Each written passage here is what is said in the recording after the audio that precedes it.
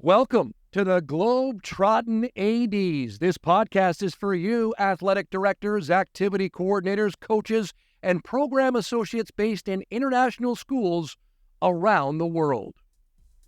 The Globetrottin ADs is proudly hosted by Nick DeForest from the American International School, Vienna, and Matt Fleming from the American International School of Budapest.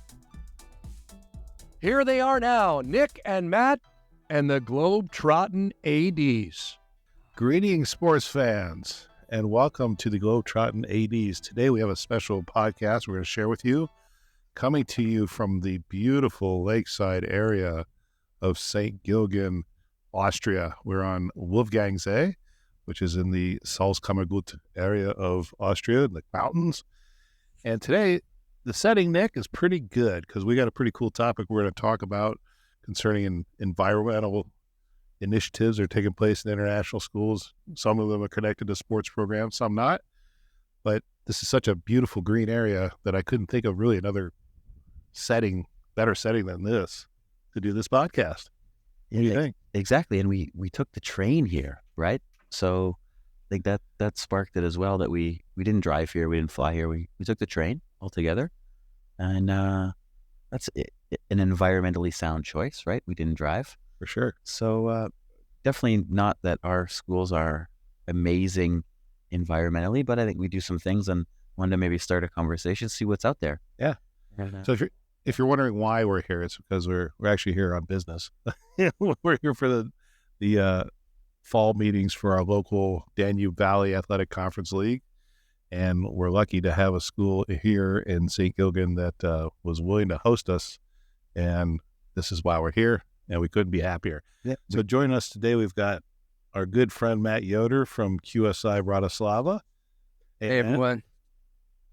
So Matt's going to share with us some ideas he's got going on at his school. So Matt, how about a little intro about yourself? Yeah, you should tell us a little bit about yourself. You were on the pod already last time. Yeah. We had a chat in the hotel room, right? So you're a Stammgast, you're a routine, but we took the train together. Yep.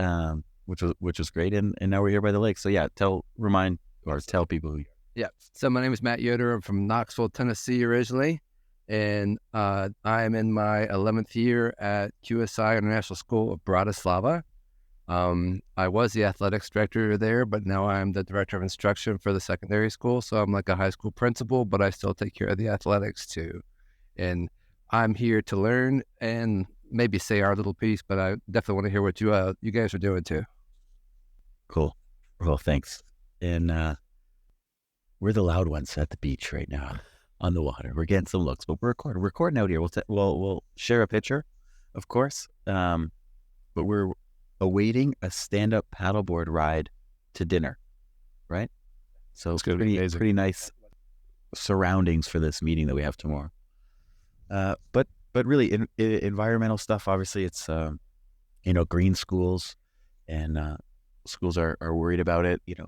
Recycling and thinking about it, and plastic bottles and things. But sports programs can do some things as well, right? Do their part, and we've been doing some things. I would say maybe baby steps, but still, we are thinking every time we do something, is it going to create more waste, or do we need to do this, or even like. If teams come in at the airport, can they take public to school, or can they at least wait a little while and share a bus with another school? Where before you'd come in, we'd bus you, and maybe 20 minutes later we'd bus next school. So maybe we're asking, hey, can you wait a little bit so you guys can share a bus? Small things, but I got some more to share. But Matt, are you doing any thinking about it over in Budapest? Yeah, so sports-wise, it's a bit of a challenge, of course, because you really have to be creative in thinking how you're going to do things. But I think any little step you can do is helpful, right? So if it means making some alterations to your logistics schedule, or maybe you can do something in your program that makes things a little more efficient, right? So a little less energy, especially thought energy. That's one other way we can be a little more green. I'm trying to focus on that this year because thinking takes a lot of energy, right? But I think in terms of environmental impact, yeah, there's always something we can do. So the only thing I can think of at the moment I could share at our school-wide is we've added a lot more solar panels onto the top of our elementary school gym. So now like that whole area faces, I think, the southeast side, which is where it's going to get a ton of sun throughout the day. So that's one way our school's pretty dedicated to the green initiatives. So anything we can do in the sport program to help support that, I'm sure will be welcomed for sure. Yeah. So what we're doing in Bratislava, I would say a lot of it is tied not only into being more sustainable environmentally, but also being more sustainable fiscally and responsible fiscally. So, I mean, that includes things like in terms of where we travel, we definitely prefer venues by train or by bus than by air travel. And even if it's possible by air travel, we always explore the train option. Might take a little bit longer, might get there later than you would on a plane, but we'll go for the train, even if it's roughly the same price, just because it's a more sustainable option. And actually, I think our students and coaches enjoy the train trips a little bit more, a lot less hassle. And then another thing that we've done for the past year is actually hosting events. When we host an event with we don't have home stays anymore, like a lot of leagues, we've since Corona not really brought back the home stays. We put the hotel as close to the venue as possible. So we hosted 2 events where we basically had students staying at or near the same venue where we had the events. So there was no busing back and forth in one case. In the other case, we had minimal travel, and we actually used public transportation with students and coaches during that. So, I mean, really, for the past 2 or 3 years, I wouldn't count Corona, but for the past 2 years since we started traveling again for athletics and activities, we've been a way more sustainable school. And the environmental piece is definitely conscientious, but also, the bottom line in terms of financial responsibility really helps make the argument not only to the coaches and students, but also to the board and to the head of school. Yeah, that's great. Actually, looking at some logistics for a tournament we host in November, one school specifically wrote to us and said, we will take public transport from the train station. They didn't want us to bus them because, not just in their backyard, but when they travel, they want to do that too. And they know Vienna, it's possible, so it'll take them longer. But I thought that was quite nice. I think small things too, there's like big things like travel. Okay, we're in international schools, we're in these conferences, and you have a city that's far away. Okay, it's just kind of the name of the game, I think. Maybe too hard to change. But some small things like we've gotten wooden medals. So we started at the school level for our MVP and MIPs, wooden medals made actually just around the corner from our school. And then now that's an ISST thing. They're getting wooden, sustainable medals. And we went away from trophies for a little while in ISST and SKIS. And that's back to just a championship trophy. Maybe that's on the agenda for tomorrow for DVAC. Maybe doing away from second and third place trophies, just waste, and one of the things we're trying is if you get a trophy or for the championship trophy to make it not out of plastic, so glass, wood, something a bit more sustainable.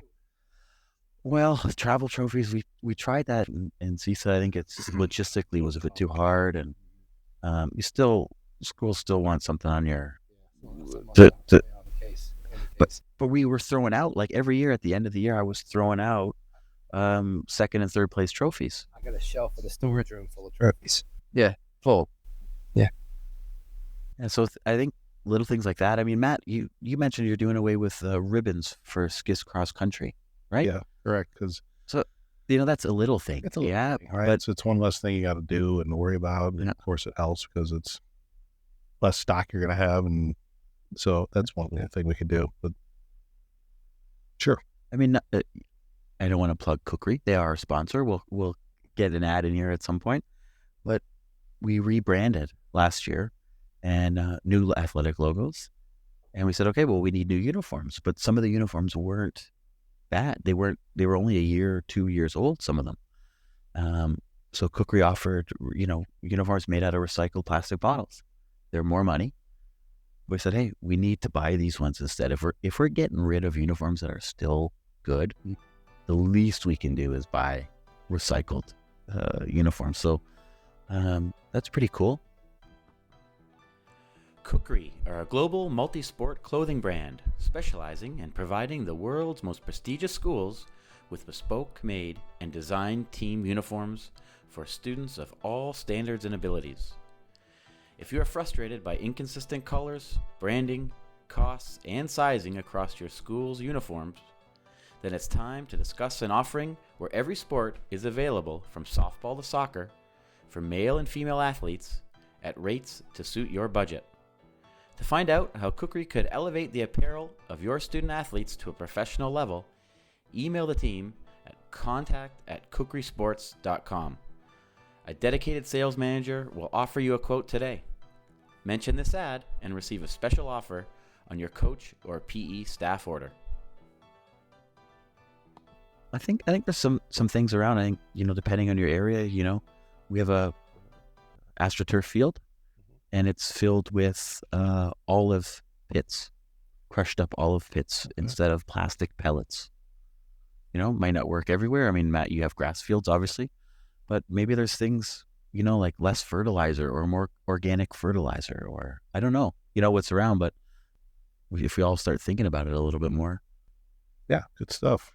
And if anybody out there's got some ideas that you are doing that's you're focusing on this maybe a little more than what things we're talking about, or you've got a cool initiative that's happening at your school, please let us know and share it out. And it might take on a new initiative, or it might give some inspire another school out there to do something similar, or copy that idea. So that's what we're all about here. The Globetrottin ADs is sharing out information, and we all do it, right? We all kind of steal ideas from each other that are good, and I think we want to support and share that. So let us know if you got a good thing happening out there. Yeah, I think we kind of get a bad rap for some people, like, oh, you're flying this far, or you're traveling this far, or this much. Do you really need to go that far? And we have a great local conference. Yep. But it's not everything. We still want to show our kids other places and other things, right? So it's the name of the game. I don't think that's going to go anywhere. But what about, Matt? You're in AIS Budapest and AIS Vienna are independent schools, but you're a part of a big school organization. Is it talk, maybe not just sports wise, but is there talk about environment throughout the whole organization that every school should be doing? And No, I was actually looking into that.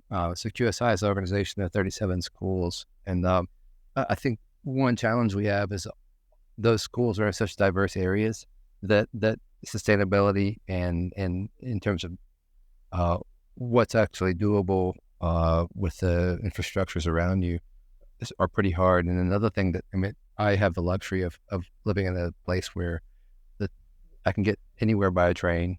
Either your schools, I can come visit you in a day, no problem. But some of these QSI schools are pretty remote. So I don't want to throw the judgment on some schools because they use airplanes a lot more than we do. We hardly ever do. But as an organization, this is something that I want to see and bring up and see if there's a way to make a statement that actually can be relevant for everyone, and we can kind of interpret and make our own. What I did see was that a number of QSI schools have their own sustainability initiatives.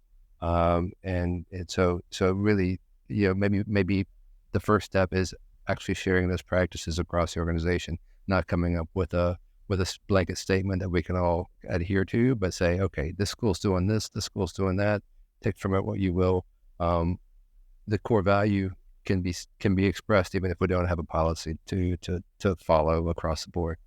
Matt F., I remember before COVID that we were going to initiate at every CISA event some sort of theme.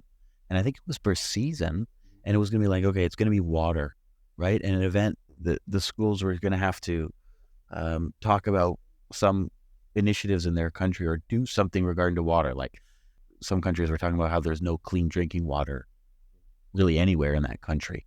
And it was going to be like a recurring event. So when kids went and traveled everywhere, maybe if it was a year, I think, they were going to learn about water and in different areas, right? And I think that was just before COVID that we talked about it and kind of voted it in, that we'd start to include student councils or athlete councils and things like that, right?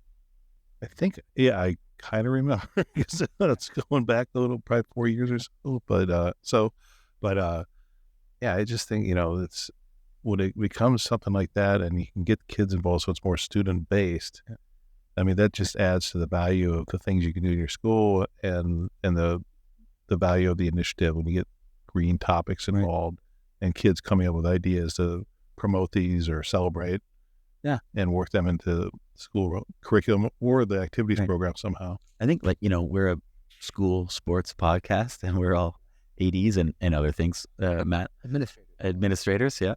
But we all have environmental clubs in our schools, right? And they all do things. But even if we just go as an AD to the environmental club meeting one time, get on the agenda or, hey guys, think about sports. What can you do to help our sports program?